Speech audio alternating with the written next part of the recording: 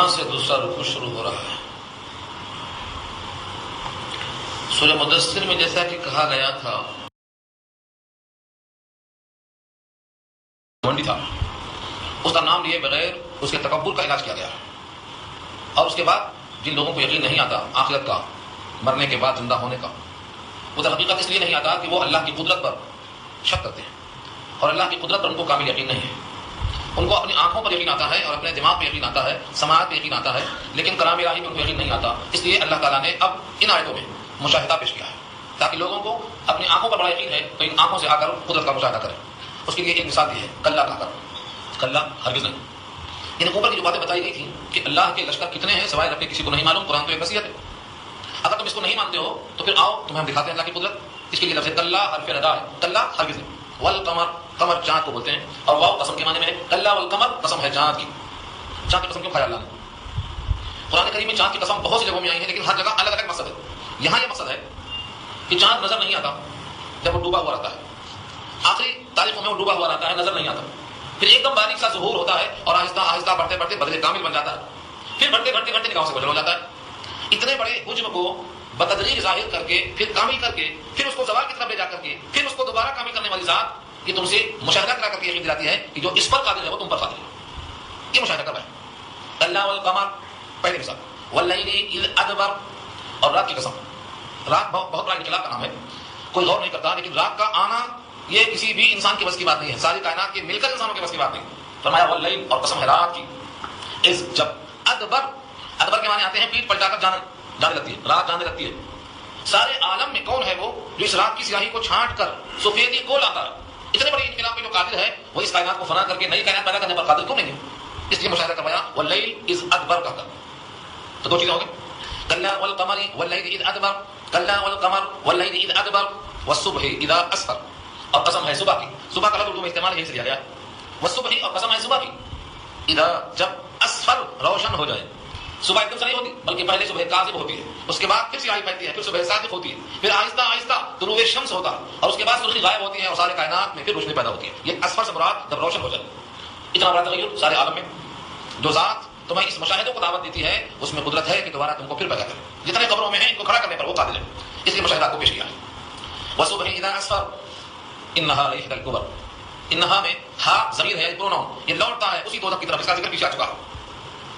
انہا بے شک وہ، یعنی سقر، اس کا ذکر پیچھے آیا، کیا ہے وہ سقر؟ لإحدى الكبر، احدا واحد سے مؤنث ہے اور کبر کبیر سے مؤنث ہے، بڑی چیزوں میں سے ایک بڑی چیز ہے۔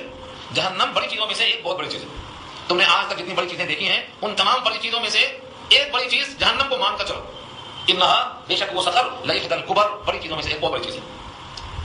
وہ بڑی کس لحاظ سے ہے؟ اس میں کیا خوبی ہے، کیا سختی ہے، کتنی غلظت ہے؟ انہا لإحدى الكبر نذیرا للبشر، نذیر کے معنی ڈرانے والی، اور بشر کہتے ہیں جس کے اندر کھال ہو، بشر۔ اصل میں بشر کو بشر کہنے کی وجہ یہ ہے کہ بشر کہتے ہیں چمڑے کو، تو بشر کے معنی چمڑے والا، اس سے مراد انسان لیا گیا۔ بشر اور بشر، اسی سے ہمارے اردو میں حلیہ کو بشرا کہا جاتا ہے، بشرا، چہرے کی بناوٹ اس کی ساخت کو۔ اللہ تعالیٰ نے انسانوں کو ڈرانے کے لیے جہنم کو رکھا ہے۔ جیسے دنیا میں جیل کیوں ہے؟ مجرموں کو بتانے کے لیے، سیدھے نہیں رہیں گے تو یہاں لائیں گے۔ اللہ نے جہنم کو بھی بنایا ہے مجرموں کو ڈرانے کے لیے، فرمایا نذیرن، بڑا ڈراوا ہے، للبشر، انسان کے لیے۔ اب ان تمام حقیقت کا تم انکار نہیں کر سکتے، اب تمہاری مرضی ہے، تم ایمان اور عمل صالح کی طرف آگے بڑھو یا پیچھے ہٹ جاؤ، چلے جاؤ معصیت کی طرف۔ تمہیں اختیار دیا گیا ہے، تمہاری ناک میں لگام نہیں لگائیے، جس طرح سورج میں لگام ہے وہ ایک لمحہ تاخیر کرنے پر قادر نہیں ہے، سورج اور چاند ایک لمحہ تاخیر کرنے پر قادر نہیں ہے۔ یہ اختیار اللہ نے ساری کائنات میں صرف انسان کو بخشا ہے، نہ فرشتوں کو یہ قدرت ہے، نہ حیوانوں کو یہ قدرت ہے، نہ حشرات الارض کو، نہ کیڑے مکوڑوں کو۔ دنیا میں جتنے ذی حیات ہیں کسی کو یہ قدرت نہیں ہے، یہ قدرت صرف انسان کو دی گئی ہے اس کے شعور علم کی وجہ سے، کہ یہ مالک کو پہچاننے کا دعویٰ رکھتا ہے، دیکھو یہ مالک کا وفادار ہے کہ غدار۔ اس لیے فرمایا لمن شاء منکم، جو چاہے تم میں سے، ان یتقدم، آگے بڑھے۔ تقدم کے معنی آتے ہیں آگے بڑھنا، مقدمہ جو سامنے پیش آ جائے۔ تقدم کسی تاخر ہے، اس وقت فرمایا او یتاخر، یا پیچھے چلا جائے۔ مفسرین کہتے ہیں تقدم سے مراد تقدم الی الایمان، تقدم الی الطاعہ، اطاعت کی طرف، ایمان کی طرف آگے بڑھنا، اور یتاخر پیچھے ہٹ جانا، یعنی اپنے مالک سے بجائے قربت کی دوری اور بوجھ پیدا کر لینا، تمہاری مرضی۔ لمن شاء منکم ان یتقدم او یتاخر، اتنی باتوں کو پھر دوبارہ آپ یاد کے ساتھ غور سے دیکھیں، کیونکہ اگلی بات جو مرتب ہو رہی ہے، اگلی بات اس پر مرتب ہونے والی ہے۔ قسم ہے چاند کی اور قسم ہے رات کی جب چلی جائے، اور قسم ہے صبح کی جب روشن ہو جائے۔ بے شک وہ جہنم بڑی چیزوں میں سے ایک چیز ہے، بہت بھاری چیز ہے، اور وہ ڈرانے والی ہے انسانوں کو، جو تم میں سے چاہے آگے بڑھے یا دل چاہے تو پیچھے ہٹو. یہ کہہ کر تمہاری مشیت تمہارے ہاتھ میں ہے. ہاں ایک اطلاع یہ ہے کہ ہر انسان رہین ہے, رہن رکھا ہوا ہے. کل نفس, ہر نفس, بما کسبت, جو اس نے کمایا, اچھا یا برا, اطاعت یا بغاوت, عمل صالح یا عمل سیئہ, ایمان یا کفر, ہر شخص اپنے اپنے کرتوت کے بدلے میں کیا کیا ہوا ہے؟ رہینۃ, رہن رکھا ہوا ہے. رہن اگر آپ نہیں جانتے ہیں تو بہت سے لوگ پریشان ہیں, ان سے جا کے پوچھیے. اخبارات میں آئے دن اطلاع آ رہی ہے کسی کو کمرے میں بند کر کے مارا جا رہا ہے, کسی کو گھر میں گزار رہے ہیں, پیسہ سود کا پیسہ وصول کرنے کے لیے. اور بہت معمولی پیسوں میں لوگوں کے زیورات گھر رکھ لیتے ہیں, وہ واپس نہیں لے سکتے زندگی بھر, چلے جا رہے ہیں. اور ہمارے پاس سود دینے والے, سود لینے والے اور مجبوریوں میں برداشت کرنے والے پورے مسلمان ہیں. اللہ فرماتے ہیں یہاں کا رہن تمہیں سمجھ میں آ رہا ہے, ہمارے پاس بھی ہر شخص رہن رکھا ہوا. اپنے آپ کو چھڑانا ہے تو چھڑا لو. رہن کہاں رکھا ہے؟ کوئی جگہ تو چاہیے. سونے کا رہن کہاں رکھتا ہے؟ آدمی محفوظ جگہ رکھ دیتا ہے, چھڑانے سے چھوٹا نہیں, اس کی مرضی کے بغیر چھٹکارا نہیں. اگر یہ آیت سمجھ میں آ گئی تو ہر انسان اپنے آپ کو جہنم سے چھڑانے کی فکر میں لگ جائے گا کہ میرا وجود رہن رکھا ہوا. کل نفس, ہر نفس, کلو مانے ہر, کوئی فرد سے خالی نہیں ہے, شراب کے نام نہیں چاہ رہا. ہر نفس, ہر متنفس, ہر سانس لینے والا, بما کسبت, اپنے کیے ہوئے کے بدلے. بدلے کا لفظ کہاں ہے؟ بما میں جو بے ہے یہ بدلے کے معنی میں, جس کا نام ہے با عوضیہ, عوض. اور کسبت کمانا, کاسب کمانے والا, کسبت جس کو کمایا. اردو میں بھی کسب اور اکتساب استعمال ہے. رہینۃ, رہن ہے, رہینۃ بمانا مرہونۃ, رہن پہ رکھا ہوا ہے. آؤ چھوڑا لو. ہمارے پاس دو شرطیں ہیں, ایک ایمان, ایک عمل صالح. جو مالک کا وفادار ہے ہم اس کو جہنم سے بری کر دیں گے, اور جو جہنم کا حقدار ہے, مالک کا غدار ہے, ہم اس کو جہنم سے ریلیز کریں گے, رہے گا, باہر آئے گا اسی. یہ ہے رہن. بہت کم لوگ ہیں جو اس طرح سوچتے ہیں کہ ہمارا وجود آخر کس نے دیا ہے, بنایا ہے, کچھ تقاضا ہوگا, لہذا اس جسم کو ہمیں جہنم سے بچانے کے لیے ہمیں وہی کرنا ہے جسے مالک راضی ہو. اور وہ ہے تقدم الی الایمان, ایمان کی طرف آگے بڑھنا. اور ذریعہ ایمان کس چیز پر ایمان لائیں گے آپ؟ جسے اللہ راضی ہو. اللہ راضی کس چیز سے ہوتا ہے؟ اس کا تذکرہ کہاں ہے؟ اسی کتاب میں جو اس نے بھیجا ہے. اس کتاب سے اگر غفلت ہے تو اس کتاب کے ذریعے معلوم کیسے ہوگا کہ اللہ راضی کس سے ہوتے ہیں اور کس سے ناراض؟ کیسے فیصلہ ہوگا اس کا؟ انبیاء کے ذریعے اس کتاب کو اللہ نے کسی واسطے بھیجا. سارے انبیاء کے پاس کتابیں آئیں, یا کتابیں نہیں آئیں تو کتاب ثابت کا وہ پیغمبر تھا پہنچانے والا. تمام کتابوں کو منسوخ کر کے آخری کتاب ہمارے سامنے آ گئی ہے, اس سے اللہ کی رضا کا اظہار ہوگا. اس لیے اپنے آپ کو جہنم سے چھڑانا. جہنم سے بچنے والے کون ہیں؟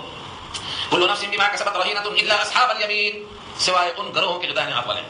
اللہ سے اللہ نے استثناء کر دیا. اللہ مانے مگر, اصحاب مانے والے, اور یمین کے مانے دائیں ہاتھ والے. اس رحم سے کوئی اگر بچا ہے تو صرف دائیں ہاتھ والے. سورہ واقعہ نے سنا, آپ نے تو سن لیجیے گا. اس میں 3 قسمیں ہیں. ازواج ثلاثہ کہا تو 3 قسموں میں تقسیم ہوں گے. ایک اس میں اصحاب الیمین, ایک اصحاب الشمال, اور ایک اصحاب المقربین. مقرب مانے بہت قریبی, جن کا حساب و کتاب نہیں ہوگا یا آسان ہوگا, صرف پیشی ہوگی, جنہاں کے بغیر چلے جائیں گے. اس امت کے 70,000 ایسے خوش نصیب ہوں گے, ان میں سے ہر ایک کے ساتھ 70,000 ہوں گے, چلے جائیں گے. وہ مقرب لوگ داہنے والوں کے ساتھ ہی ہیں, کیونکہ یہاں 2 تقسیم ہے.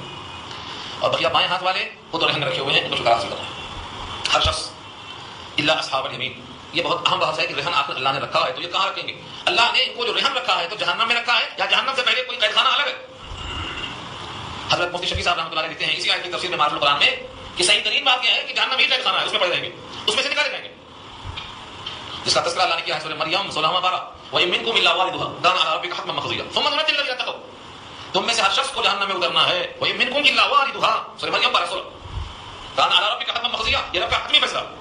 پھر کیا ہوگا؟ ثُمَّ نُنَجِّي الَّذِينَ اتَّقَوْا, پھر متقیوں کو ہم بچا لیں گے, متقیوں کو وہاں سے اٹھا لیں گے, اور کس کو باقی چھوڑیں گے؟ کچرا, اس میں چھوڑ دیں گے کچرا. اس کے بعد فرمایا اللہ نے وَنَذَرُ الظَّالِمِينَ فِيهَا جِثِيًّا, اور گھٹنوں کے بل ظالموں کو ہم چھوڑ دیں گے. تو اس میں سے نکالے جائیں گے متقی اور رکھے جائیں گے وہاں پر ظالمین اور فاسقین. ان 2 آیتوں کو سامنے رکھ کر کے یہاں دیکھو کہ تم میں سے ہر شخص رحم رکھا ہوا ہے اپنے کرتوت کی وجہ سے, سوائے اصحاب الیمین کی. جنت والے, دائیں ہاتھ والے, مقرب لوگ اس رحم سے مستثنیٰ ہوں گے, وہ اس میں نہیں جائیں گے. بقیہ جتنے لوگ ہیں سب کے سب رحم رکھے ہوئے ہیں. اگر ایمان عمل صالح ہے تو اس میں سے نکل جائیں گے. اب یہ اصحاب الیمین کہاں ہوں گے؟ فی جنات, باغات میں ہوں گے. فی جنات, جنت کی جمع جنات, جسے باغ کی جمع باغات, باغوں میں ہوں گے. یتساءلون, آپس میں سوال کرتے ہوں گے. عن المجرمین, مجرموں کے بارے میں, مجرموں کے بارے میں آپس میں پوچھتے ہوں گے. اور یا پھر آپسی گفتگو ختم ہونے کے بعد مجرموں سے ہی مخاطب ہو کے پوچھیں گے یہاں تم کیوں آئے, کیا وجہ آئی یہاں آنے کی, کیا غلطی کیے تھے, کہاں پکڑے گئے, کس جرم کی پیداش میں یہاں لائے گئے. پہلے آپس میں پوچھیں گے, پھر ان سے پڑھ کے سوال کریں گے. یہاں دونوں موجود ہیں. فی جنات یتساءلون, جنت میں ہوں گے, بہشتوں میں ہوں گے, اور مجرموں کے بارے میں ہم سوال کرتے ہوئے ہوں گے. کیا پوچھتے ہوں گے؟ عن المجرمین, مجرموں کے بارے میں. ما سلککم فی سقر, سقر جہنم کا ایک نام ہے. سقر میں, فی سقر, سقر میں, دوزخ میں. ما, کیا ہے ریزن, کیا ہے وجہ. سلککم, جس کی بنا پر تم لائے گئے ہو دوزخ میں. سلکہ اس کو مسلک کے معنی چلنا, سلوک طے کرنا. صوفیہ کی اس طرح کے سلوک کہتے ہیں شریعت پر چلنے کے راستے کو, اور مسلک اس پر چل کر پہنچا جائے منزل کو, یہ اس کا ورب ہے. سلککم, تم کو کیا چیز لے کر آئی ہے سقر میں, سوال کیا. وہ تمام جتنے جہنمی ہوں گے وہ اپنے جہنم میں آنے کی وجہ بتائیں گے کہ 4 غلطیاں ہم سے ہوئی ہیں, انہی کی بنیاد پر ہم یہاں جہنم میں لائیں گے.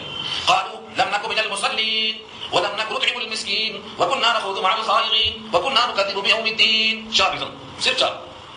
پہلی غلطی یہ تھی وہ کہیں گے قالو تو فعل ماضی ہے پاسٹ ٹینس ہے لیکن سوال کے جواب میں اس وجہ سے معنی ہوگا مستقبل کا. وہ جواب میں کہیں گے لم نکو ہم نہ تھے من المصلین مصلیوں میں سے.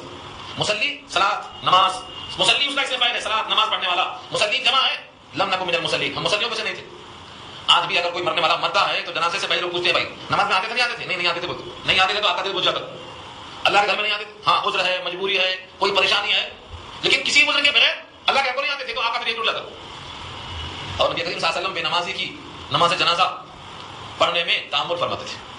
ایسی کوئی جرات نہیں کرتا تھا کہ کوئی بے نمازی ہو. ہاں قرضہ رکھ کر مرنے والے پر بھی آپ نے کہا اگر اس کے قرضے کی ادائیگی ہے تب تو جنازہ میں پڑھاؤں گا ورنہ تم پڑھو. صلو علی صاحبکم کتاب جنازے کو بخاری میں تم پڑھو. اللہ کے نبی کی جناب میں بے نمازیوں کا حال یہ تھا کہ جو فجر میں نہ آئے عشاء میں نہ آئے اس کو منافق سمجھتے تھے، اور جو 5 وقت نہ آئے اس کا کوئی حصہ نہیں، کوئی حصہ نہیں. نماز کے ترک پر اتنی وعیدیں ہیں من ترک الصلاۃ متعمدا فقد کفر. جس نے جان بوجھ کے نماز چھوڑا اس نے گویا فعل کفر کیا. ہم میں سے آج کتنے لوگ ہیں جو مسجد میں نہیں آتے تو گھر میں تو کم سے کم پڑھ لینا، گھر میں بھی نہیں پڑھتے. چلو سو گئے آنکھ لگ گئی قضا تو کرنا، قضا بھی نہیں کرتے. اور اللہ کا حق جو نہیں دیتا وہ بندوں کا حق ہرگز نہیں دے سکتا. جو اللہ کا حق نہیں دیتا وہ بندوں کا حق نہیں دے سکتا. علامہ سعدی نے شعر لکھا ہے بہت پیارا ہے گلستان میں، اور وہ کہتے ہیں کہ جو شخص نماز نہیں پڑھتا اس کو تم قرضہ نہیں دینا. کیوں؟ جو اللہ کا قرضہ ادا نہیں کرتا وہ تمہارا کیا قرضہ ادا کرے گا؟ ہاں فرمایا وامش مدح آنکھ بے نماز است گرچہ دہنش زفاف بازست کو فرض خدا نبی گزارت از قرض تو نیز غم ندارت. جو نمازی نہیں ہے اسے قرضہ نہیں دینا چاہے فاقے سے منہ کھلاؤ، کیونکہ جو اللہ کے قرض کی فکر نہیں کرتا ہے وہ تیرے قرض کی فکر کیا کرے گا. یہ چلتا کیا ہے علامہ صاحب نے. ایک صاحب بہت پریشان تھے، کہتے تھے بھائی آج کل لوگوں کا حال یہ ہے کہ نمازیوں کا بھی حال یہ ہے کہ وہ قرضہ لے کر واپس نہیں کرتے، معاملات خراب ہو رہے لوگ، اب غلطی ہو رہی ہے. تو اس صاحب نے سن کر کے کہا دیکھو تم ایسے ویسے وقت کی نمازی کو نمازی نہیں، جو فجر میں آنے والا ہے اس کو دیکھا کبھی دیکھے گا، چیک کر لو. اگر فجر میں اٹھ کے آنے والا ہے تو انشاءاللہ وہ ادا کرنے والا ہے، کیونکہ فجر میں نہ آنے والا منافق ہے حضور نے کہا، اور فجر میں آنے والا نفاق سے بری ہے فرمایا. اس سے رکھو امید کسوٹی. ہاں قرآن کریم کی بے شمار آیتیں ہیں منیبین الیہ واتقوا واقیموا الصلاۃ ولا تکونوا من المشرکین. اس کی طرف رجوع ہو جاؤ، اس سے ڈرو، نماز قائم کرو، مشرکوں میں سے مت ہونا. یعنی بھائی نماز نہ پڑھنا مشرکوں میں شریک ہونے کے برابر. اگر اس پر روایتیں اور آیتیں جمع کی جائیں تو اس میں 100 آیتیں ملیں گی، سینکڑوں روایتیں ملیں گی. ساری روایتوں کو جمع کرنا ممکن نہیں، لیکن اتنی باتیں ہیں کہ جہنم میں جانے والے نماز نہ پڑھنے کی وجہ سے اپنے آپ کو جہنم میں محسوس کریں گے. یہاں ایک وضاحت کروں، مسئلے کے لحاظ سے نماز چھوڑ دینا کفر نہیں ہے. نماز کے چھوڑنے کو حلال سمجھنا یہ کفر ہے. نماز کو چھوڑ دیا یہ فسق ہے، گناہ ہے، لیکن نماز چھوڑنے کو جائز سمجھنا یہ کفر ہے. اور یہاں یہ وجہ اگر کسی وجہ سے نماز چھوٹ رہی ہے تو وہ کافر نہیں ہے، فاسق ہے، گناہگار ہے، مجرم ہے، اسے کافر نہیں کہا جائے گا. اس کا یہ عمل کفر ہے لیکن بندہ کافر نہیں ہوا جب تک کہ عقیدہ نہ ایسا ہو کہ نماز چھوڑنا جائز ہے. جیسے ایک فرقہ ہے وہ بولتا ہے یہاں یہ نماز تم جو بتا رہے ہیں کہ مسلم مانے نماز ہوتی نہیں، مسلم مانے دعا کرنا، جب دعا کر لو ہو گئی، نماز کیا چیز ہے؟ وہ نماز کی سے مانگتے تو نماز کے ترک کا عقیدہ رکھنا یہ کفر ہے. اور یہاں یہی مراد ہے کہ نماز نہیں پڑھتے تھے یعنی نماز پڑھنے کا عقیدہ ہی ہمارا نہیں تھا، کتابی کی. یا پھر مراد یہ ہے کہ یہاں جو 4 ریزن ہیں چاروں ان میں پائے گئے تھے، ایک ریزن پر جہنم نہیں ہے بلکہ چاروں غلطیوں کے مجموعے پر جہنم میں جانا پڑا. تو پہلی غلطی کیا تھی؟ نماز نہیں پڑھتے تھے، لم نکو من المصلین. نمبر 2 ولم نکو نطعم المسکین، مسکین کو کھانا نہیں کھلاتے تھے. لم نکو نہیں تھے، نطعم طعام سے بنا، طعام مانے کھانا، نطعم فعل مضارع ہے، ہم کھانا نہیں کھلاتے تھے. کس کو؟ مسکین کو. مسکین جس میں حرکت نہ ہو وہ مسکین ہے، جو پڑا ہوا ہو، ہل نہیں سکتا ہے کہ جہاں جا کے کما لے، جہاں مل جائے گا وہاں پہنچ جائے، قسم کے ذرائع میں حرکت کرنے کے لائق نہیں ہے، پڑا ہوا. تو مسکین کے معنی جو حرکت نہ کر سکتا ہو کمانے کی. قرآن نے کہا ہے سورہ بقرہ میں پیچھے آ چکا ہے او مسکین ذا متربہ، ایسا مسکین جو مٹی پر پڑا ہے. بہت سے لوگ مٹی پر پڑنے کی ایکٹنگ بھی کر رہے ہیں، اسے بھی ذرا ہوشیار رہنا ہے. دھوکے بہت دے رہے لوگ، حقدار مانے جا رہے ہیں ان کی حرکتوں سے. لیکن مسکین کے معنی آتے ہیں جو حرکت نہیں کر رہا، پڑا ہوا. ایسے مسکین کو کھانا نہیں کھلاتے تھے. اب کوئی کھانا کھلاتا ہے مسکین کو تو حدیث میں آتا ہے وہ کھانا مسکین کو تو دیتا ہے لیکن دیتا ہے اللہ کو. وہ روایت آپ سن چکے ہیں، پھر سن لیجیے. اللہ تعالیٰ قیامت میں بندے سے کہیں گے کہ تم نے مجھے کھانا نہیں کھلایا، میں بھوکا تھا. بندہ کہے گا آپ بھوکے تھے، آپ تو بھوک سے بے نیاز ہیں، آپ تو رب العالمین ہیں. اللہ فرمائیں گے فلاں بندہ بھوکا تھا، اگر تم اسے کھانا کھلاتے تو تم مجھے وہاں موجود پاتے. میں ننگا تھا، تم نے مجھے کپڑا نہیں پہنایا. بندہ کہے گا آپ تو حاکم الحاکمین ہیں، آپ ننگا ہونے سے بے نیاز ہیں. فرمایا فلاں بندہ تمہارے محلے میں ننگا تھا، اگر تم اسے دیے ہوتے تو مجھے موجود پاتے. اور بھی الفاظ حدیث نہیں. ان تمام حدیثوں کا خلاصہ یہی ہے کہ جب اللہ کے کسی بندے پر آپ کھانا پیش کریں گے، کپڑا پیش کریں گے، بیماری میں دوا پیش کریں گے، اس کے درد میں کام میں آئیں گے، تو حقیقت اس بندے کو آپ نہیں دے رہے ہیں، جس کا وہ بندہ ہے اس کو دے رہے ہیں، اور وہ آپ کو واپس کرنے پر قابل ہو. یہ سمجھ کر ہی دینا چاہیے. اور اگر کوئی یہ سمجھ کر دیتا ہے کہ میں اس بندے کو دے رہا ہوں تبھی دل میں خیال آتا ہے کہ یہ حقیر ہے، میں اسے افضل ہوں، یہ خیال کر دیتا ہے آدمی. اور اگر یہ خیال ہے کہ میں اللہ کو دے رہا ہوں، اس کے ہاتھ پر دے رہا ہوں لیکن اللہ کو دے رہا ہوں، تو وہ خیال نہیں آتا کہ میں بہتر ہوں، یہ کمتر ہے. تبھی خیال آتا ہے کہ اللہ کا نمائندہ ہے، اللہ کا فضل ہے کہ ایک راستہ ہے اللہ کو دینے کا کہ میں اس کو دوں گا تو اللہ تک پہنچ جائے گا، اگر یہ نہ ہوتا تو میں اللہ تک دیتا کیسے؟ یہ تو ذریعہ ہے اللہ تک پہنچنے کا. تب اس کی قدر کرے گا.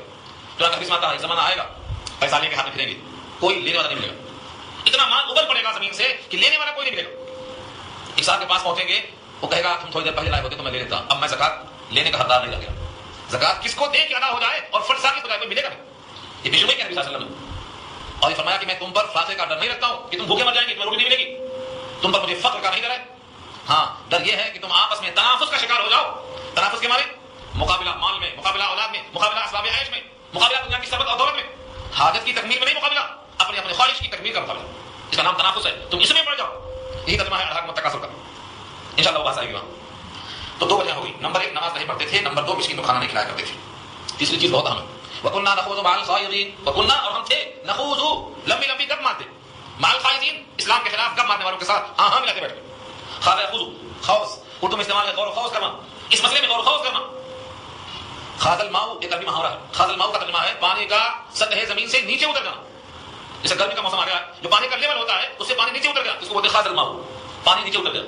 تو یہاں پر جو ہے غور و خوض کرنا, جو اسلام کے خلاف گپیں مارتے تھے, اسلام کو متہم کرنے کے لیے, اسلام کی شکل کو بگاڑنے کے لیے ان کے ساتھ بیٹھ کر کے لمبی لمبی گپیں ہمیں مارا کرتے تھے.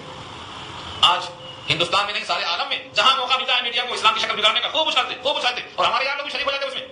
یہ نہیں سوچتے کہ مسئلہ اہم ہے یا غیر اہم ہے, شخصی ہے یا سب کا ہے, کوئی پرواہ نہیں کسی کی. یہ کیا ہے, لمبی گپوں میں شریک ہونے کے برابر ہے. آپ کو فرصت کہاں سے ملی, قرآن پڑھنے کی فرصت نہیں, درود شریف پڑھنے کی فرصت نہیں, کسی یتیم کی خبر لینے کی فرصت نہیں, یہ گپوں میں فرصت کہاں سے ملی. حقیقت یہ ہے کہ لوگوں کو اپنی خواہش پوری کرنا ہے, اپنی خواہش پوری کرنا ہے, جو حکم ہے وہ پورا کرنے کے موقع نہیں ملتے. تو فرمایا ہم لمبی لمبی گپیں مارتے تھے, ہم مشورے میں رہنے والوں کے ساتھ مشورے میں رہا کرتے تھے, مطلب خوب لمبی لمبی گپیں مارتے تھے. آپ جا کر ٹہل کر ذرا دیکھو, عمر فاروق کا زمانہ ہوتا تو اتنے کوڑے مارے جاتے کہ چہرے بدل جاتے. عشاء کی نماز کے بعد بات کرنا حضور نے منع کیا. آج چبوترے آواز ہے گھروں کے پاس, سب گپیں مارتے بیٹھے, اور ان میں سے ایک بھی فجر میں نہیں اٹھتا. کیوں؟ کیونکہ رات میں دیر سے سونا سبب بنتا ہے صبح فجر میں غائب ہونے کا. حالانکہ حضور پاک کا حکم ہے اگر کوئی رات بھر نفلیں پڑھا ہو پھر بھی فجر میں نہ آئے تو وہ مجرم ہے. یہاں تو رات بھر نفلیں نہیں پڑھے, رات میں گپیں مارے, بدل جاؤ گا مجرم اللہ کی نام.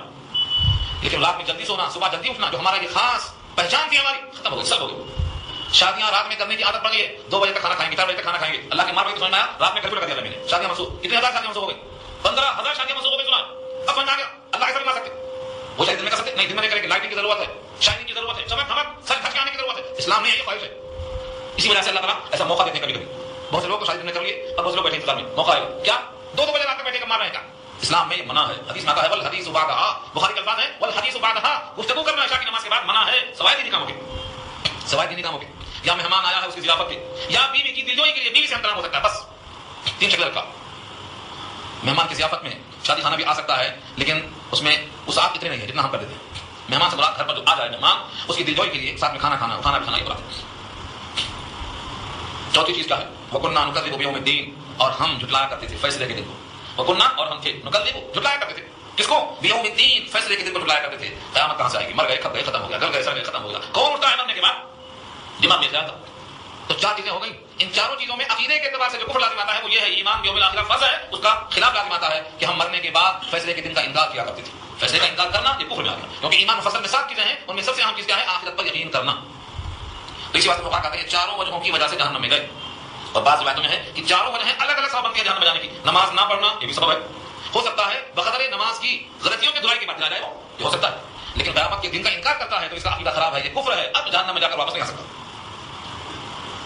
کھانا کھلانا مسکین کو یہ مستحب نہیں ہے. ہم لوگ سمجھتے ہیں کھلائے تو ہماری مرضی نہیں ہے. حدیث میں آتا ہے کہ کھانا کھا کے پیٹ بھر کے سویا اور پڑوسی بھوکا ہے, وہ مسلمان ہم میں سے نہیں ہے, وہ نبی کی جماعت میں شامل ہونے کے لائق نہیں ہے, نکال کے نبی نے بات کر دیا. اگر کوئی مسلمان کھانا کھا کے سو رہا ہے اور پڑوس میں بھوکا سو رہا ہے تو وہ ہم میں سے نہیں. شدت کے لیے صحیح, مگر جس کو حضور سے محبت ہو, حضور کے اس وارننگ سے سمجھ آنا چاہیے, تو وہ اپنا حق مانگ رہا. چنانچہ اللہ خود کہا ہے وفی اموالہم حق للسائل والمحروم, تمہارے مالوں میں حق ہے محروم کا اور مانگنے والوں کا. جب اس کا اپنا حق ہے تم سے وہ اپنا حق مانگ رہا ہے. اسلام کے خلاف گپیں کرنا, اسلام کو باطل کرنے کی فکروں میں ہاں ہاں ملانا. فرمایا تم جب تک اٹھ کر الگ نہیں ہو جاؤ گے انہیں میں شمار ہوگے, انکم اذا مثلہم, جب تک کوئی غلط معافی میں بیٹھ کر ہاں ہوں ہاں کرتا رہے گا اسی میں شمار ہوگا, جب تک کہ اٹھ کر الگ نہ ہو جائے. اللہ فرماتے ہیں فلا تقعد بعد الذکر مع القوم الظالمین, ظالموں کے ساتھ یاد آنے کے بعد اب نہیں بیٹھنا, اگر اب بیٹھیں گے انکم اذا مثلہم, شمار اسی میں ہوں گے. یہ آیت پیچھے گزر چکی ہے سورۃ النساء میں. اس سے معلوم یہ ہوا کہ اس میں سے ہر جرم اس قابل ہے کہ جہنم میں ہو جائے, لیکن چاروں جرم اگر کسی ثابت ہو گئے تو جہنم میں سے باہر نہیں آ سکتا, ہمیشہ جہنم میں رہے گا. فرمایا کہ یہ کب تک رہی, حالت کب تک رہی, 50 سال 20 سال 70 سال 80 سال. فرمایا نہیں, حتی اتانا الیقین, یہاں تک کہ ہمارے پاس موت آ گئی, تب تک کسی دن رہے. کوئی سمجھایا, کسی کو دیکھ کر ہوش آیا, کسی کو دفن کرتے ہوئے یاد آیا, نہیں, جب تک ہماری موت نہیں آ گئی تب تک ہم اسی حال میں رہے، حتیٰ اس کی لمٹ ہے، حتیٰ اتانا الیقین، یہاں تک کہ ہم کو یقین آ گیا۔ یقین سے مراد موت، کیونکہ جس کو کبھی یقین نہیں آتا اس کو یقین موت کے دن آتا ہے، اب شک نہیں آتا۔ کتنا ہی شکی ہو، ابو جہل کی طرح انسان مرے تب بھی آج سے یقین آ جاتا، کیونکہ آج فرشتوں کو دیکھ لیتا، روح نکالنے والوں کو دیکھ لیتا، عذاب کے جھگڑوں کو دیکھ لیتا۔ آج اس کو معلوم ہو جاتا ہے کہ روح نکالنے والا تھپڑ مارا منہ پہ، اس کے منہ پہ تھپڑ مارتا ہے، دبر پہ تھپڑ مارتا ہے، تب اس کی روح کو نکالتا ہے۔ قرآن کریم میں یہ الفاظ موجود ہیں کہ فرشتے اس کے منہ پر تھپڑ مارتے ہیں۔ تو یہ اللہ نے یقین سے مراد موت کا دن آ گیا۔ اسی حال میں جب موت آ گئی، چاروں غلطیوں میں ملوث تھا، موت آ گئی تو اب کسی کی سفارش کام میں نہیں آئے گی۔ فرمایا فما تنفعهم شفاعۃ الشافعین، اب نفع نہیں دے گی ان کو سفارش کرنے والوں میں سے کسی کی کوئی سفارش۔ صیغہ دیکھو، لفظ دیکھو، فما تنفعهم، ان کو نفع نہ دے گی، شفاعت کس کی؟ الشافعین، جمع ہے، ایک سفارش کرنے والا اس کی بات نہیں مانے گی، دوسرا آیا اس کی نہیں، جتنے سفارش کرنے والے آئیں گے کسی کی سفارش کام میں نہیں آئے گی، کسی نبی کی نہیں، کسی ولی کی نہیں، کسی مرشد کی نہیں، کسی عزیز و اقارب کی نہیں۔ قرآن نے کہا ہے اگر 4 غلطیاں رہی مرنے کے دن تک اور اسی حال میں موت آ گئی فما تنفعهم، تو اب سفارش کام نہیں آئے گی۔ ایمان کے لیے محنت کرنا، ایمان کا ذرہ کم سے کم لانا تو سفارش کسی کے کام میں آ سکتی ہے، ورنہ خود کہے گا فما لنا من شافعین، ہمارا کوئی سفارش ہی نہیں ہے، کیونکہ کفر کے ہوتے ہوئے کوئی زبان کھولنے کی ہمت نہیں کرے گا، کوئی سفارش کرے گا، اور کوئی زبان کھول بھی دیا تو نفع نہیں دے گی۔ یہاں نفی کی گئی، اور سورہ شورى میں سفارش کرنے والوں کی نفی کی گئی، ہمارا کوئی سفارش ہی نہیں، فما لنا من شافعین ولا صدیق حمیم، ہمارا کوئی گہرا دوست نہیں، ہمارا کوئی سفارش نہیں، کاش کہ ایک بار واپس دنیا میں جانے کا موقع مل جاتا، یہ فکر رہے گی۔ اللہ فرماتے ہیں سفارش کرنے والوں کی سفارش کام میں نہیں آئے، حالانکہ سفارش انبیاء کریں گے، صلحاء کریں گے، علماء کریں گے، حفاظ کریں گے، مسلمانوں میں جو متقی پرہیزگار ہیں سفارش کریں گے، لیکن دنیا میں کسی سفارش کی سفارش کام نہیں آئے گی جب تک یہ 4 غلطیوں کی اصلاح مرنے سے پہلے نہ کر دیں۔ فما لهم عن التذکرۃ معرضین، اب اس کا خلاصہ پیش کیا جا رہا ہے، فما لهم پھر کیا ہو گیا ان کو، عن تذکرہ سے یعنی یاد دہانی سے، نصیحت کرنے سے، معرضین اعراض کر رہے ہیں، منہ پلٹا دے رہے ہیں۔ یہاں تذکرہ سے مراد کیا ہے؟ قرآن، کیونکہ قرآن ذریعہ تذکرہ ہے، قرآن نصیحت ہے، قرآن یاد دہانی ہے، اس سے زیادہ صحیح طریقے سے یاد دہانی کی اور کوئی شکل نہیں، اس سے سچی کتاب، اس سے زیادہ شخص پاک کتاب، اس سے زیادہ مقدس کتاب، اس سے زیادہ اعلیٰ و افضل کتاب اس زمین پر نازل ہی نہیں ہوئی۔ تو یہ کیا ہے؟ تذکرہ ہے، یاد دہانی ہے۔ اللہ پوچھتے ہیں پھر کیا ہو گیا ہے لوگوں کو کہ نصیحت سے منہ موڑ رہے ہیں، اعراض کر رہے ہیں، اور کیسا منہ موڑ رہے ہیں؟ کأنہم حمر، کأنہم گویا کہ وہ لوگ ہیں، حمر، احمر کی جمع، حمار کی جمع حمر، گدھے، اور کون سے گدھے؟ مستنفرہ، نفرت کر کے بھٹکنے والے، وحشی گدھے، جس کو ہم گول خط کہتے ہیں، خور سے آواز نہیں کرتا، ذرا سی آواز آئی بھٹک کے بھگتا ہے، نکل۔ اللہ نے کہا تشبیہ دی ہے ایسا حمار جس کی جمع حمر آتی ہے، صفت لائے ہیں مستنفرہ، وحشی گدھا جس کو ہم گول خط کہتے ہیں۔ کس سے بھاگتا ہے وہ؟ فرت بھاگتا ہو، من قسورہ، قسورہ کے 2 معنی لکھے، قسورہ کے ایک معنی تو ہے شیر، شیر کی آہٹ ملتے ہی گول خط بھاگتا، کہاں کے پکڑے گئے آج آفت آ گئی، تو قسورہ کے معنی شیر، اور یہ ترجمہ کیا ہے قسورہ کے معنی شیر کا شکار کرنے والا شکاری، جیسے ہی اس کی آواز آتی ہے یہ گول خط بھاگتا ہے، کیونکہ دونوں سے جان کا خطرہ ہے، شیر سے بھی خطرہ ہے اور شیر کے شکاری سے بھی خطرہ ہے کہ گول خط کو مارا جائے، اس لیے خود سے آواز آئی تو بھاگتا ہے۔ اللہ فرماتے ہیں کہ جیسے وحشی گدھے شیر کو دیکھ کر بھاگتے ہیں، یہ ہماری تذکرہ یعنی قرآن کی نصیحتوں سے ایسا بھاگتا ہے۔ ٹھہر جاؤ، درس قرآن ہوگا، چلا جا رہا ہے، لگتا ہے بڑا لمبا ہے، بچپن سے پڑھتے ہوئے آ رہا ہے، اسے اللہ سے نیازی حاصل ہو گئی، ایسا نہیں کہ گھر میں جا کے پڑھیں گے، گھر میں جا کے بہت بڑا مسئلہ ہے، گپے ماریں گے، سیریل دیکھیں گے، گھنٹوں بیٹھے رہیں گے، رات کی نیند خراب کریں گے فرضی قصوں کے پیچھے، اور حقیقی جو کائنات کو پیش کرنے والا سبق آموز قصہ ہے قرآن کی شکل میں، اس کے واسطے سب جا کے چلے جاتے، اور ماشاءاللہ ہم بھی تو خطا کار ہیں، ہم صحیح ترغیب نہیں دیتے، صحیح طریقے سمجھاتے نہیں، دوستی کا حق ادا نہیں کرتے، جس طرح ولینے میں ساتھ جاتے ہیں، جوڑ کے لاتے ہیں، قرآن کریم کو پھیلانے کی ہم صحیح نہیں کرتے، ہمارے مال دولت فضول خرچی کرنے کے لیے، اسراف کرنے کے لیے، بے جا استعمال کرنے کے لیے، ہمارے مال و دولت قرآن کی اشاعت کے لیے، قرآن کو پہنچانے کے لیے، قرآن تک لوگوں تک لانے کے لیے ہمارے پاس یہ اللہ کی توفیق پر موقوف ہے۔ ہم اللہ سے دعا کریں کہ اللہ ہمارے مال کو صحیح مقام پر خرچ کرنے کی توفیق دے، یہ دعا کریں، علم کی اشاعت میں ہمارے اوقات کو لگانے کی توفیق دے، جب تک یہ دعا نہیں کرے گا بندہ حاصل کچھ نہیں ہوتا۔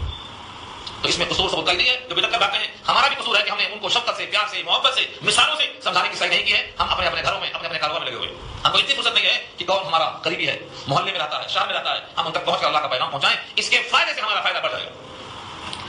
اللہ فرماتے ہیں بل یرید کل امرئ منہم ان یؤتى صحفا منشرا، کفار قریش کا ایک خیال تھا کہ آپ کے پاس جو کتاب آئی ہے ویسی کتاب ہمارے پاس بھی تو آ سکتی، آپ کے پاس کتاب بھیجنے والا ہمارے پاس کتاب بھیج سکتا، اگر ایک کتاب کھلا ہوا ورق ہمارے پاس بھی آ جاتا کہ جو کتاب نازل ہوئی ہے سید الانبیاء پر، یہ کتاب سچی ہے اس کو مان لو، تو ہم بھی مان لیتے، ہمارے پاس کتاب آنے میں کیا ہے، یہ ان کی خواہش تھی۔ آج بھی لوگ کوئی نہ کوئی بہانہ تلاش کرتے، درس قرآن سے دوری کا بہانہ تلاش کرتے، کچھ نہ کچھ وجہ بتاتا شیطان، ان تمام وجوہات میں سے ایک وجہ بتائی گئی یہاں پر کہ ان کا خیال تھا ہمارے پاس براہ راست کتاب کیوں نہیں آئی۔ اللہ فرماتے ہیں بل یرید، بلکہ چاہتا ہے کل امرئ، ہر آدمی اس وقت جو کفار قریش بڑھاتے تھے، چاہتے کیا تھے وہ، ان میں سے ہر شخص چاہتا تھا ان یؤتى کہ دیا جائے صحفا کتاب چھا منشرہ، کھلا ہو کھلی ہوئی کتاب ہر ایک کو دی جاتی تو اس کو ہم مان لیتے، سید الانبیاء کو مان لیتے۔ اللہ فرماتے ہیں کلا، ایسا ہرگز نہیں ہے، یہ عذر لنگ ہے، یہ گناہ ہے، عذر گناہ بدتر از گناہ کا مزاج ہے، تم نے اس کتاب کو نہیں مانا تو وہ کتاب ماننے کی کیا گارنٹی، تم نے اس کتاب میں کیا آیت تلاش کر لیا ہے تم اس کو نہیں مانتے ہو، اس کتاب کا مقابلہ کرے، جو اس کتاب کو نہیں مانتا وہ اس کتاب کو کیا مانے، اور جو اس کتاب کو مان سکتا اس نے کتاب کو مان لیا ہے، کیونکہ یہ کتاب براہ راست خود معجزہ ہے، سارے کائنات کو عاجز کر چکی ہے، اس جیسی بنا کر لیا، نہیں بنا سکے تو کلام الہی مان لو۔ تو اس کا جواب ہے کلا، کلا بل لا یخافون الاخرہ، بلکہ وہ لوگ خوف نہیں رکھتے آخرت کا، لا یخافون، ڈرتے ہی نہیں آخرت سے، مرنے کے بعد قبروں میں ہم بہتوں کو ڈال کے آتے ہیں مگر چند قدم کے بعد بھول جاتا ہے کہ ہمارا بھی نمبر آنے والا ہے. ہم یہ سمجھتے ہیں کہ یہ صاحب کا وقت ہو گیا تھا چلے گئے, ہمارا وقت نہیں آئے گا, ابھی تو ہم کو بہت لمبا ٹائم ہے. یہ احساس غلط ہے. جوان بھی مرتے, بوڑھے بھی مرتے, بچے بھی مرتے, صحت مند بھی مرتے, غریب بھی مرتے, امیر بھی مرتے, شادی بھی مرتے, دیہاتی بھی مرتے. یہ کوئی نہیں سمجھنا کہ میرا وقت مجھے معلوم ہو جائے گا تب میں سب صحیح کر لوں گا. کسی کو اپنا وقت بتا کر نہیں آتا. اللہ نے خود فرما دیا ہے کہ کوئی شخص اپنے مرنے سے باخبر نہیں ہو سکتا. وما تدری نفس ماذا تکسب غدا وما تدری نفس بأي أرض تموت. کل کیا ہوگا کسی کو نہیں معلوم, کہاں مرے گا نہیں معلوم. اس لیے کل کی تیاری آج ہی کرنا یہ عقل مند کی ہے. حضور نے کہا عقل مند وہ ہے جو کل کی تیاری آج کر لے. اپنے آپ کو پہچان لے. الکے کی سمندان نفس وہ عمل ما بعد الموت. مرنے کے بعد کیا کام میں آئے گا اس پر عمل کرے اور اپنے آپ کو پہچان لے. وہ عقل مند نبی کی نگاہ میں اللہ فرماتے ہیں کلا انه تذکرہ, کلا ہرگز نہیں, بے شک قرآن تو نصیحت ہے. قرآن کیا ہے؟ نصیحت. اور ہر نصیحت دو حال سے خالی نہیں. یا تو نصیحت کو سن کر آدمی نصیحت کے مطابق پھل جاتا ہے, یا نصیحت پر یقین نہیں کرتا ہے, مکر جاتا ہے. کوئی راستہ نہیں. آگے وہی فرمایا کلا انها تذکرہ, بے شک یاد رکھ لو کہ وہ نصیحت ہے. فمن شاء ذکرہ, جس کا دل چاہے اس کو قبول کر لے. فمن شاء, جو چاہے, ذکرہ, اس سے یاد دہانی حاصل کر لے. اور اللہ نے کیا واضح کر دیا, آیتوں سے بھی نصیحت حاصل کرنا تمہاری مرضی کے تابع نہیں ہے, اللہ کی مرضی کے تابع ہے. وہ چاہے گا تو اس نصیحت نامے سے نصیحت تم کو ملے گی, اور وہ نہیں چاہے گا تو تم کو نصیحت نامے سے نصیحت نہیں ملے گی. وما یذکرون الا ان شاء اللہ, اور نہیں نصیحت حاصل کریں گے وہ لوگ بغیر اللہ کے چاہے, الا ان شاء اللہ, اللہ کی مشیت کے بغیر نصیحت سے نصیحت حاصل نہیں ہوتی. اللہ نے چاہا تو ابو جہل کے بیٹے کو نصیحت ہو گئی, اللہ نے نہیں چاہا ابو جہل کو نصیحت نہیں ہوئی. ایک ہی گھر میں ایک ہی درخت سے ابو جہل مارو, ابو جہل کے بیٹے اکرمہ فیضیاب, یہ اللہ کی مشیت ہے. ایک ہی خاندان سے, ایک ہی گھر سے, ایک ہی روٹی کھانے والے, ایک ہی دھن, لیکن اللہ جس کو چاہتا ہے وہ ایمان دے دیتا ہے. فما وما یشکرون الا ان شاء اللہ, اور نصیحت وہ حاصل نہیں کر سکتے مگر اللہ کی مشیت سے. وہ چاہیں کہ مشیت حاصل ہوتی. آخری ٹکڑا بہت اہم ہے. فرمایا ہوا اہل التقوی واہل المغفرہ. ہوا سے مراد اللہ, ہوا اللہ, ہوا یہ ضمیر ہے پروناؤن, اللہ کی طرف جاتا ہے جس کا تذکرہ چل رہا ہے. قل هو اللہ, کہا دو وہی اللہ, تو ہوا سے مراد وہی اللہ لا الہ الا ہوا, نہیں کوئی معبود مگر وہی. یہ ہوا جو ہے ضمیر شان ہے, لوٹتا ہے اللہ کی طرف, وہی ہے. دو صفتیں اللہ کی بتائیں. ہوا اہل التقوی, اور نمبر دو اہل المغفرہ. دونوں کا ترجمہ سمجھ میں آ گیا تو ایک صاف عقیدہ ہو جائے گا. اہل التقوی سے مراد کیا ہے؟ تقوی مانے ڈرنا. وہ ڈر والا ہے, یعنی وہی ذات ہے جس سے ڈرا جائے, وہی حقدار ہے کہ اس کا خوف پیدا کیا جائے, اس کا حکم نہ ٹوٹنے پائے, اس کی تمام ترکیبیں جو بتائی ہیں حیات میں کوئی ٹوٹنے نہ پائیں, وہی حقدار ہے. ہم جیسے بولتے پھپھو ناراض ہو جائیں گے, خالو ناراض ہو جائیں گے, مامو ناراض ہو جائیں گے, سب کی فکر لگی. اللہ فرماتے ہیں ہوا اہل التقوی, متقی وہ ہے یعنی اس سے ڈرا جائے, وہ زیادہ حقدار ہے. بقیہ سب کے سب محتاج ہیں, فقیر ہیں, اللہ کے حاجت مند ہیں, ان کی فکر مت کرو. اہل تقوی اللہ کے ساتھ. تو اہل تقوی سے مراد کیا ہے؟ جس کے عذاب سے ڈرا جائے وہ اللہ ہے. نمبر دو وہ اہل المغفرہ, وہ بخشش والے ہیں, یعنی وہی ہیں جو گناہوں کی بخشش کرنے پر قادر ہے. ایک شخص زندگی بھر کفر کرتا رہا, گناہ کرتا رہا, ڈکیتی میں تھا, لیکن توبہ کی توفیق ہو گئی, مرنے سے چند لمحے پہلے کلمہ پڑھ لیتا ہے, تو اس کلمے کی برکت سے کلمے والا رب کیا کرتا ہے, زندگی بھر کے سارے گناہ میٹ دیتا ہے. یہ اہل المغفرہ کی شان ہے. زندگی بھر کے سب گناہ, یہ حق کسی کو حاصل نہیں. اہل المغفرہ پوپ نہیں ہے. پوپ ہمارے پاس ایک فرقہ عیسائیوں کا کیا کرتے ہیں, اپنے گناہوں کا اعتراف کرتے ہیں, پوپ صاحب کہتے ہیں معاف کر دیا جاؤ. یہ بندوں کا حق نہیں ہے. اہل المغفرہ کون ہے؟ ہوا اہل المغفرہ, مغفرت کرنے کا حقدار وہ ہے. اسی لیے آپ نمازوں میں جو دعا پڑھتے ہیں, آپ کو پتہ نہیں سمجھ کے پڑھتے ہیں کہ نیند اور بھوک میں پڑھتے ہیں. کیسا پڑھتے ہیں آپ سوچ لیجیے اپنا اپنا مسئلہ. اللہم انی ظلمت نفسی ظلما کثیرا, آگے کیا پڑھتے ہیں ولا یغفر الذنوب الا انت, گناہوں کی مغفرت نہیں کرتا کوئی مگر تو ہی. یعنی گناہوں کی مغفرت کرنے پر ہم کسی کو قادر نہیں مانتے, ہے ہی نہیں کوئی. کسی کے گناہ کوئی معاف کر دے, یہ شان بندوں کی نہیں ہے, یہ بندوں کو پیدا کرنے والے رب کی شان, وہ ہے وہ اہل المغفرہ. اس آیت نے عیسائیت کا عقیدہ باطل قرار دیا. وہاں تو ایک انسان ہمیں جیسا کھانا کھانے والا اور کپڑا پہننے والا اور گناہ کا ارتکاب کرنے والا, کیونکہ انبیاء کے بعد کوئی معصوم نہیں ہو سکتا, وہ خود گناہگار ہے, وہ گناہ کیا معاف کرے گا؟ اس لیے کسی انسان سے گناہ کا اظہار کرنا یہ بھی گناہ, وہ گناہ کیا معاف کرے گا, اس کے سامنے گناہ کا اظہار کرنا یہ بھی گناہ ہے. فقہا کہتے ہیں اظہار معصیت بھی معصیت ہے. ایک تو گناہ کیا یہ گناہ, دوسرے ایک آدمی کو گناہ پر گواہ بنا لیا یہ بھی گناہ, دونوں گناہ. تو ہوا اہل المغفرہ کا مطلب کیا ہے؟ وہی بخشش والا ہے, اس کے سوا گناہوں کی بخشش کرنے والا اور کوئی نہیں. لہذا ہر بندے کو چاہیے کہ وہ اللہ سے ڈرے, یعنی اس کا حکم ٹوٹنے سے, اور اللہ ہی کو اس قابل سمجھے کہ وہ گناہوں کی بخشش کرنے والا ہے. بقیہ کوئی گناہوں پر قادر نہیں ہے, سب کے سب محتاج ہیں اللہ کی بخشش کی. جس کی بخشش وہ نہ کرے بخشش نہیں ہو سکتی ہے. تو اس کتاب سے, ہدایت نامہ سے اللہ سے توفیق مانگنا چاہیے کہ ہمیں اس کتاب سے نصیحت حاصل ہو جائے, ہماری آخرت سمجھ جائے, اور جو لوگ ہمارے گھروں میں قرآن سے غافل اور دور ہیں ان کے لیے ہدایت کی توفیق مانگنا چاہیے. بات مکمل ہوگی انشاءاللہ. اس کے بعد سورہ قیامہ آ رہی ہے. سورہ قیامہ اس کا نام بتاتا ہے کہ قیامت انشاءاللہ ایک دعا ہوگی. دعا کر لیجیے. الحمد لله رب العالمين والصلاه والسلام على سيد المرسلين يا حي يا قيوم برحمتك نستغيث اللهم مغفرتك اوسع من ذنوبنا ورحمتك ارجى عندنا من اعمالنا اللهم لا خير الا خيرك ولا خير الا خيرك ولا اله الا انت اللهم مغفرتك اوسع من ذنوبنا ورحمتك ارجى عندنا من اعمالنا اللهم انا نسالك من خير ما سالك منه نبيك محمد صلى الله عليه وسلم ونعوذ بك من شر ما استعاذك منه نبيك محمد صلى الله عليه وسلم انت المستعان وعليك البلاغ ولا حول ولا قوه الا بالله وصلى الله تعالى على خير خلقه سيدنا مولانا محمد واله واصحابه اجمعين برحمتك يا